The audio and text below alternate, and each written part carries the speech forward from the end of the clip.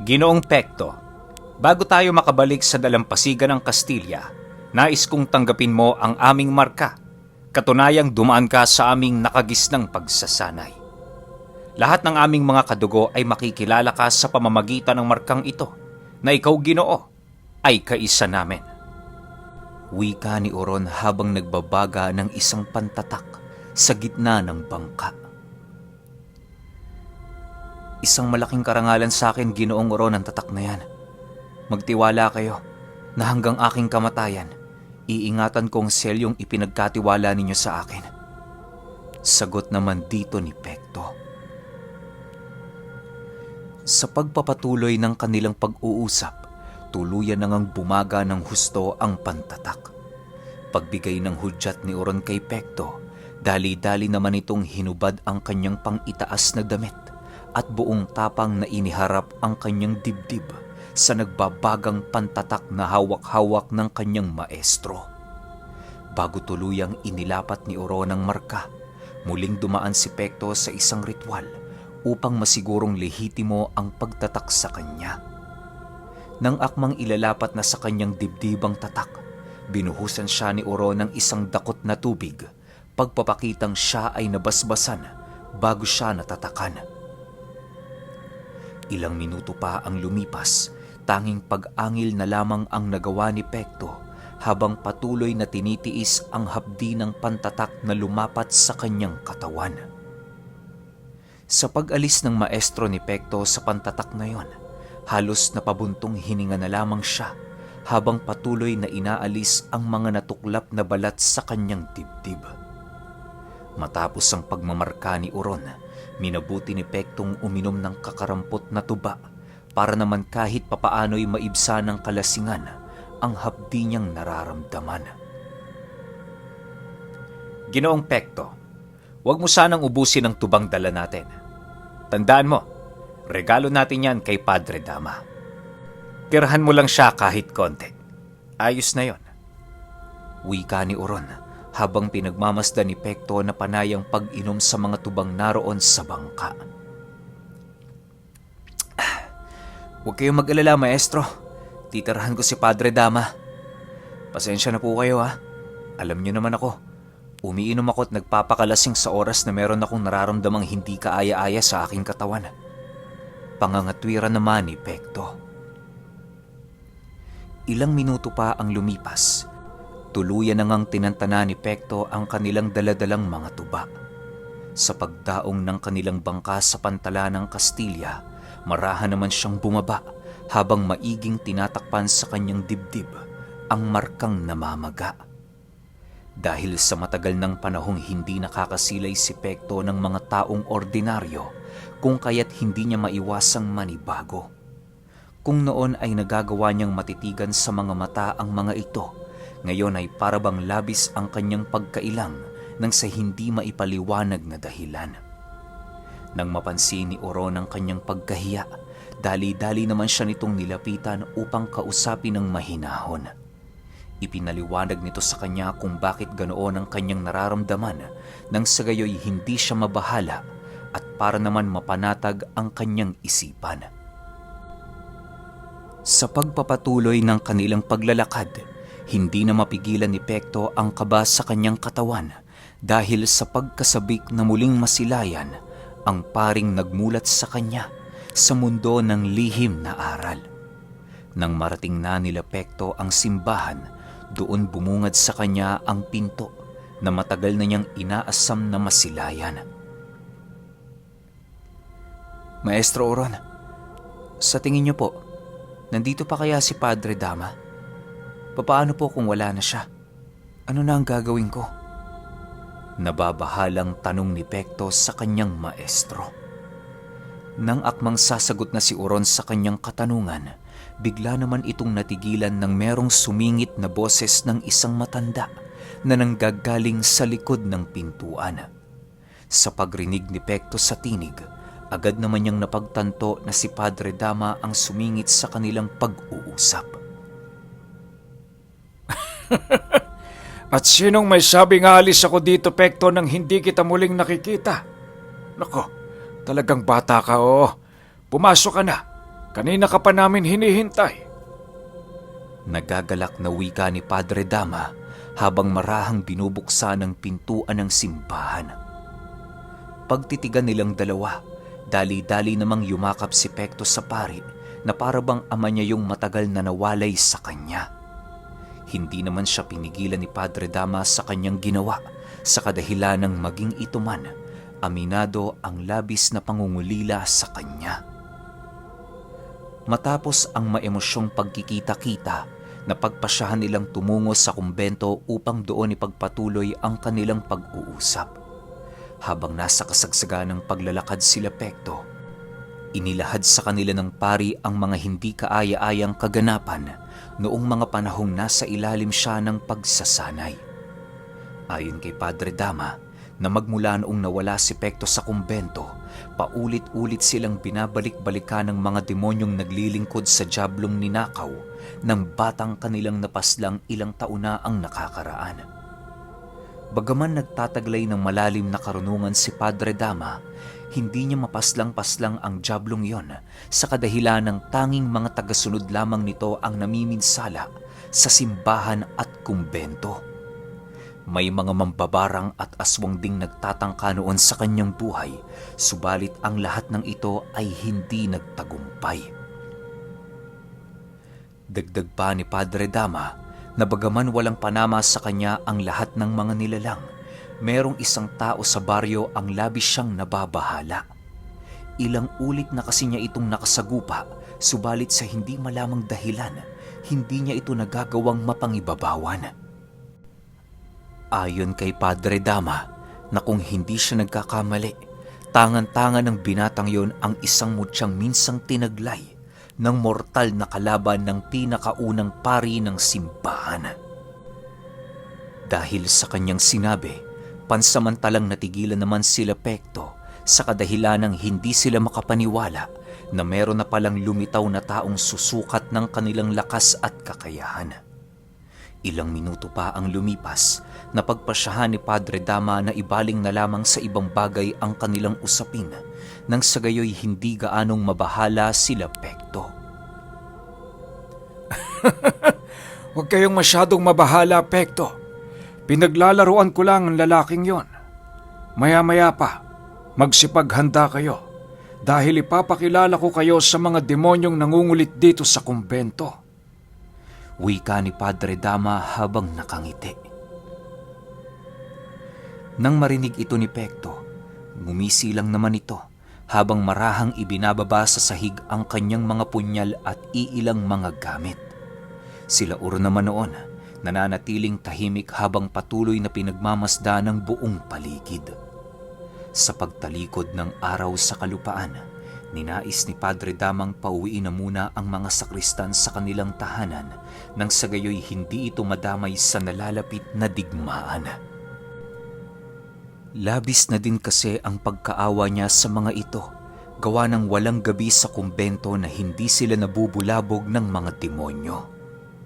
Pagkarinig ng mga sakristan sa kanyang sinabi, agad din naman yung nagsibalot ng kanilang mga gamit at dali-daling umalis ng simbahan. Ilang minuto pa ang lumipas, tanging sila Pekto na lamang ang natira sa loob ng kumbento, kung saan agad din naman silang gumawa ng ritual para maikubli ang kanilang mga presensya sa buong paligid. Ginawa nila ang bagay na yon upang masurpresa ang mga nilalang na magtatangkang lumusob sa pagbalot ng kadiliman sa buong lugar. Nang maisagawa na nila Pekto ang kanilang nais, dali-dali din naman sila noong naghanda ng kanilang pagkain upang kahit papaano'y magkalaman ng kanilang mga sikmura. Hindi na din muna nila binuksan ang iilan nilang pasalubong para kay Padre Dama sa kadahilan ng may mga bagay pa silang kinakailangang malagpasan noong mismong gabi. Sa pagsapit ng 9:00 ng gabi, maigi nang nagmamasid sila Pekto sa buong paligid upang masipat ang mga demonyong umaaligid. Ilang minuto pa ang lumipas, bahagya naman silang natigilan sa kanilang kinaroroonan nang makaamoy sila ng napakabahong simoy ng hangin sa loob ng kumbento.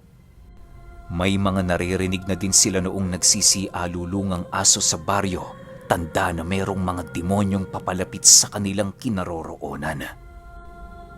Maya-maya pa, doon na nga narinig nila Pekto ang pagbukas ng pintuan ng simbahan na siya namang labis nilang ikinagalit. Nang hindi na nila maatim ang mga nangyayari sa paligid, nagdesisyon na noon sila Oron at ang mga kapatid nito na salubungin na ang mga nilalang.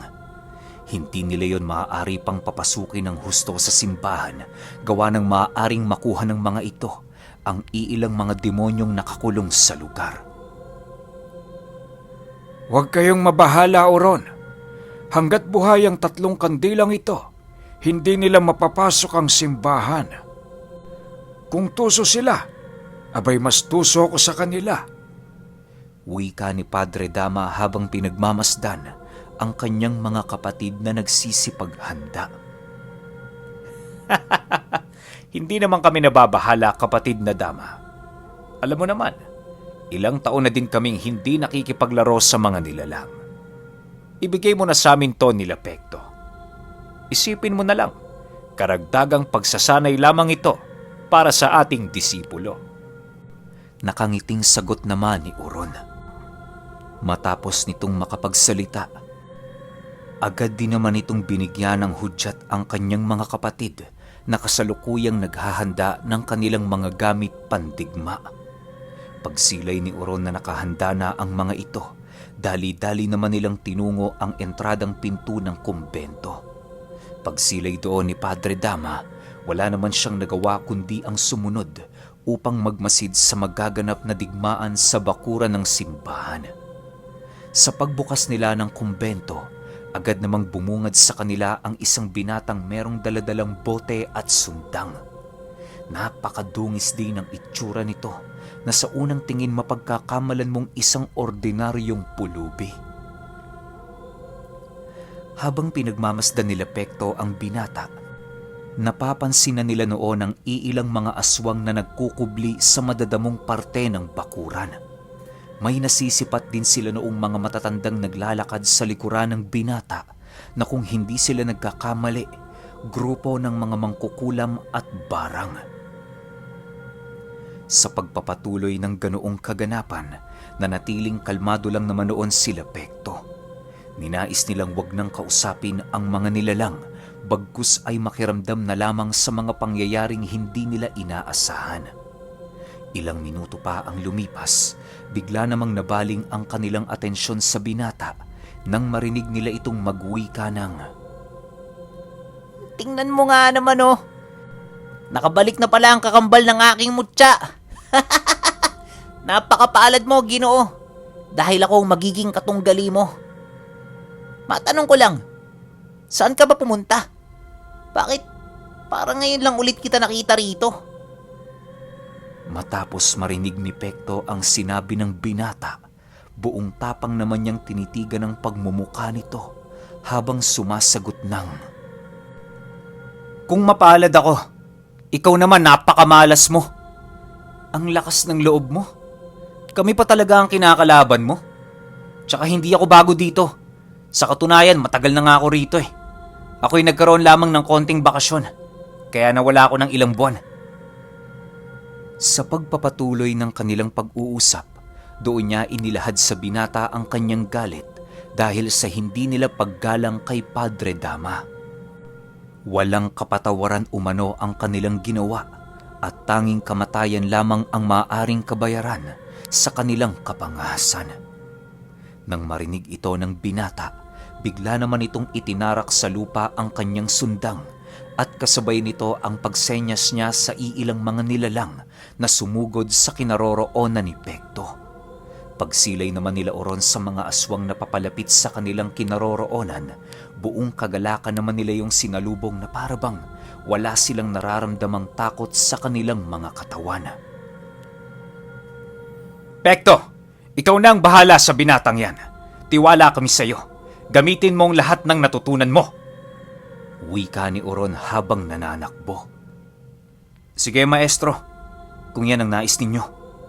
Seryosong sagot naman ni Pekto habang dahan-dahang hinuhugot sa kanyang dibdib ang lubid ni kamatayan.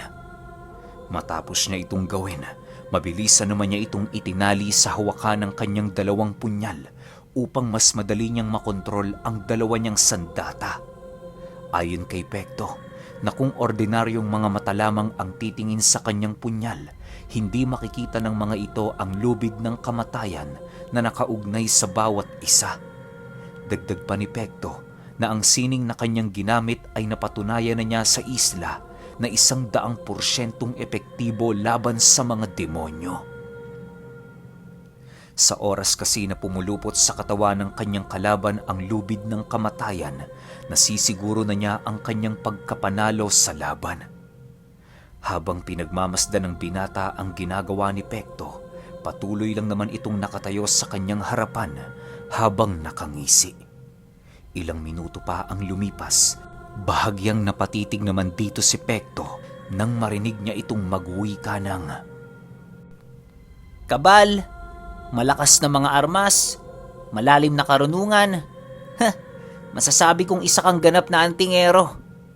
Pero, ano kaya magagawa mo kung malalaman mo na ang mutya kong tinataglay? Kabuuan pa lamang ng ipinapakita mong kalakasan.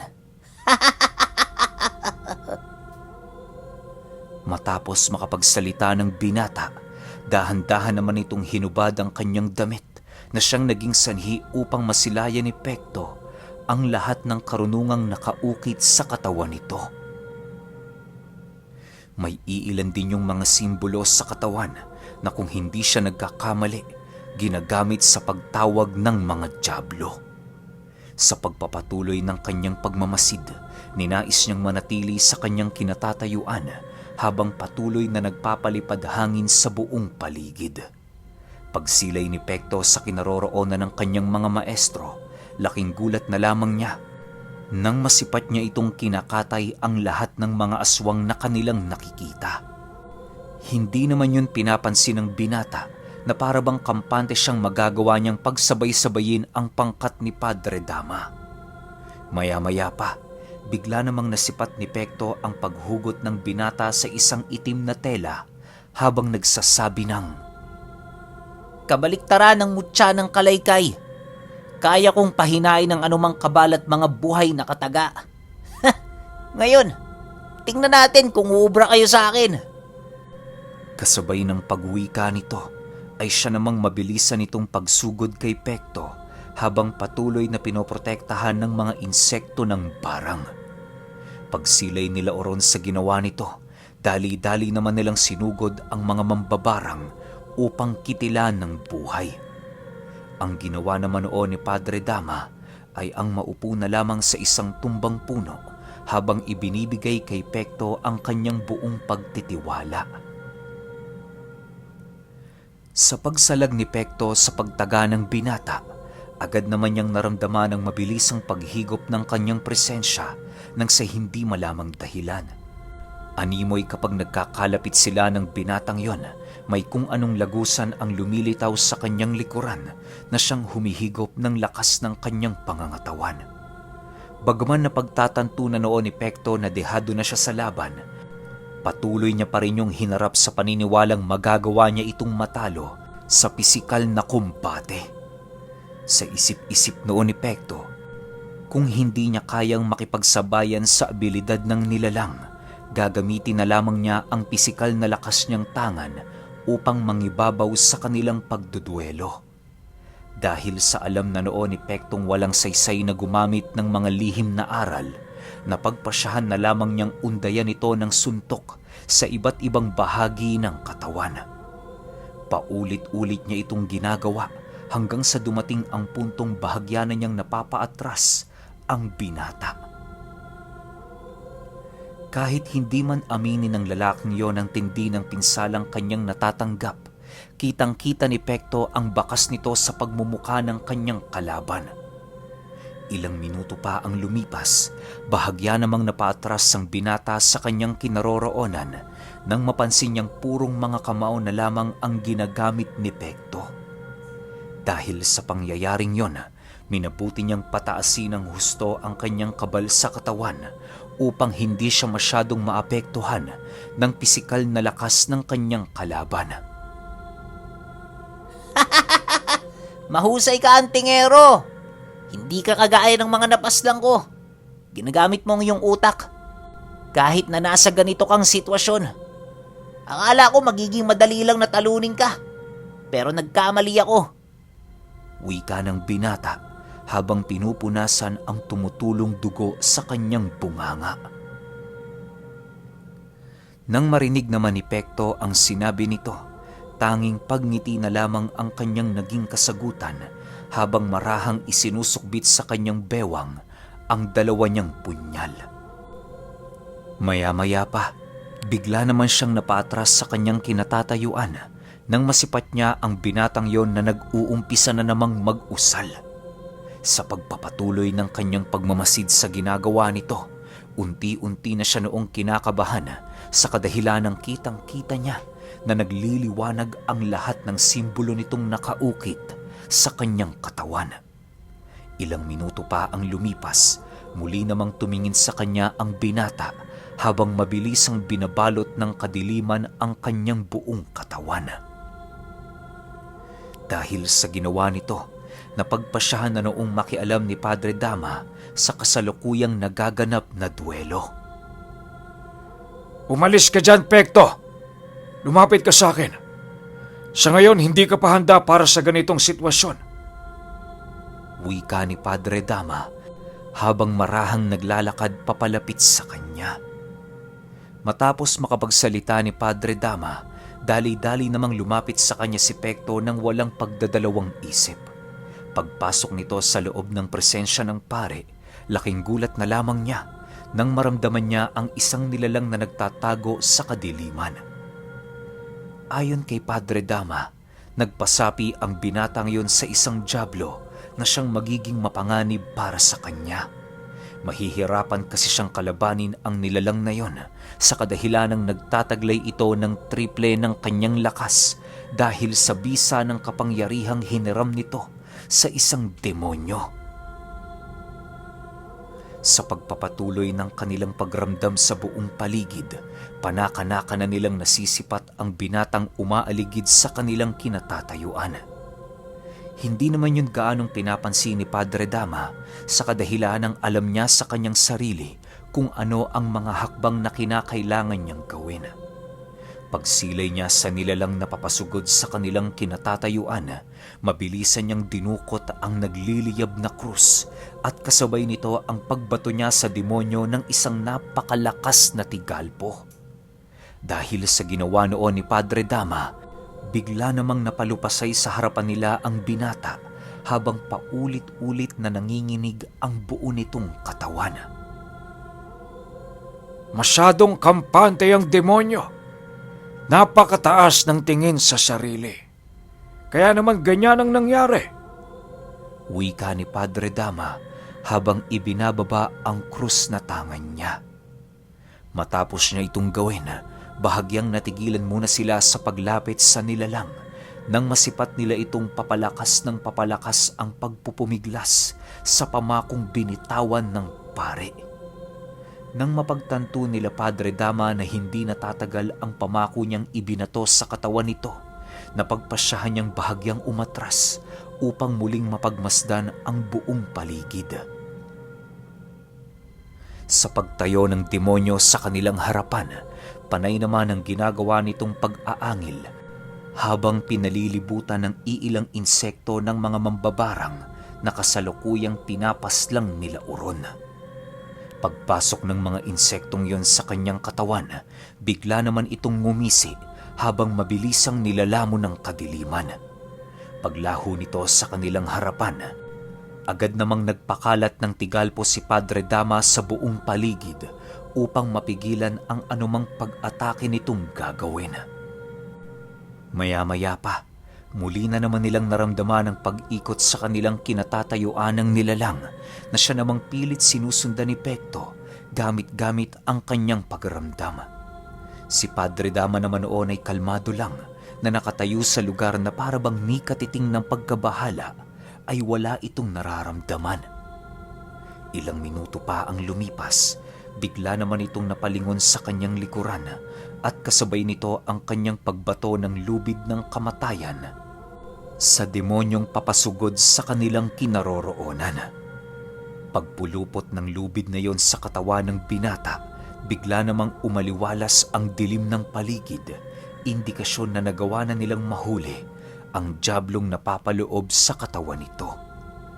Matapos ang mga pangyayaring yon, dahan-dahan naman itong nilapitan ni Padre Dama habang nagsasabi ng, Sa dinami-rami ng pwede mong magamit, demonyo pa. Ilang ulit na tayong nagkaharap pero patuloy mo pa ring nakakaligtaan ang bisa ng lubid kong tinatangan.